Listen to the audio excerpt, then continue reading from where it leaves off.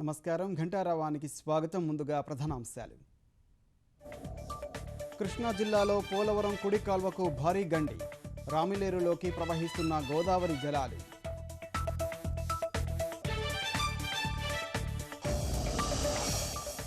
రాష్ట్రంపై కొనసాగుతున్న అల్పపీడన ప్రభావం, కోస్తాంధ్రకు భారీ వర్ష సూచన.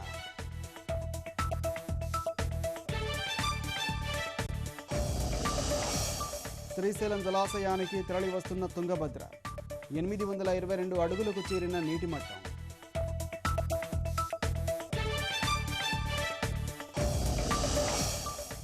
హైదరాబాద్ స్టార్ ఆసుపత్రిలో గుండె మార్పిడి చికిత్స, తిరుపతి నుంచి తెచ్చి మహిళకు అమర్చిన వైద్యులు.